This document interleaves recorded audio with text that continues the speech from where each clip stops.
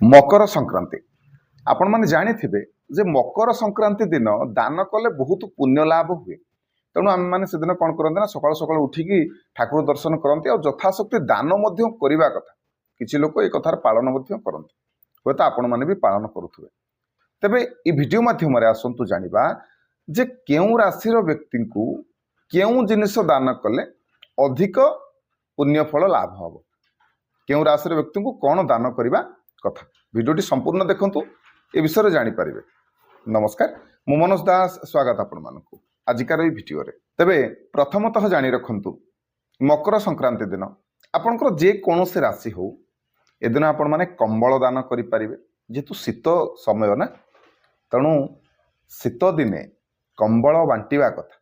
कंबल बांटिले अनेक पुण्य हुए। कहीं गोटे लोक चिंता करंतु शीतर थरुथबो आ आपण तापई सहारा है कि ताकू खंडे कंबल दान करेंगे, से राति घोड़े हो शोब, शांति रे शोब। तेणु से कल्याण कर तार जो कल्याण टिकक आपण वज्र पलटि। सेपरी गरीब लोक मानू चाउल अन्न दान खास कर रांधिकी दिंतु, नले चाउल भी हो दान करंतु।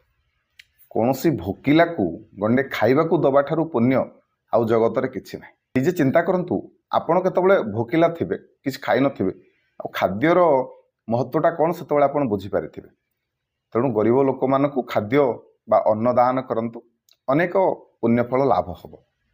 तेबे वर्तमान आसतु जानिबा जे राशि अनुसार आमको कौन सब दान करने कथा मकर संक्रांति दिन।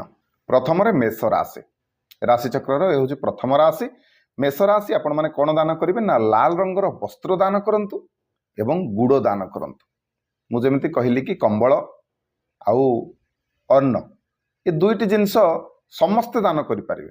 ता सहित आपण माने आपणकर जदि मेष राशि ताले गुड़ दान करंतु एवं आपण आउ कौन करेंगे ना, लाल रंगर वस्त्र दान करेंगे।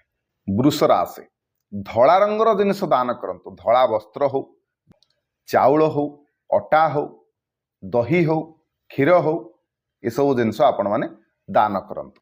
मिथुन राशि, आपण माने पनीपरिवार दान करंतु, ता सहित मुग रो दान करंतु। कर्कट राशि, आपण क्षीरर दान करंतु, ता सहित चाउल दान करंतु।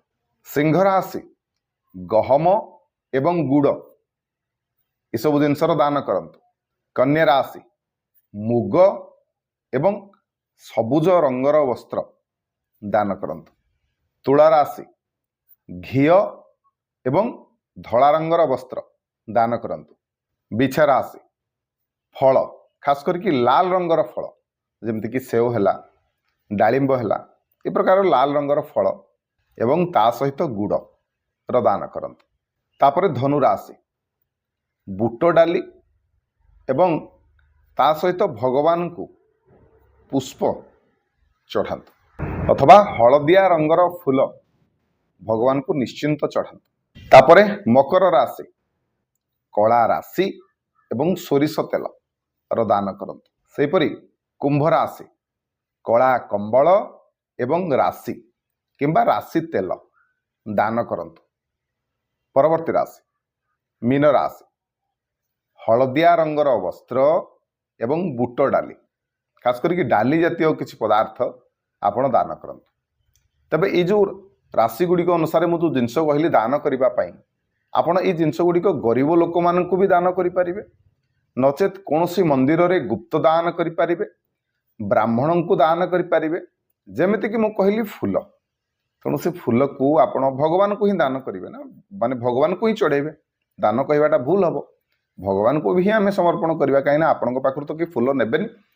किंतु मन रखु जदि भी कहीं आपन को फूल मागुंट, धरतु संक्रांति दिन पूजा करने किसी फूल मागिले, ताहले ये जिन समय आपन कौन करेंगे ना, आपन हलदिया रंगर फूल से दिंतु। एमती भी आपंकर दान हो गला। सेपरी देखो वस्त्र दान करुँच गरीब लोक मान दौरान, ठीक अच्छे।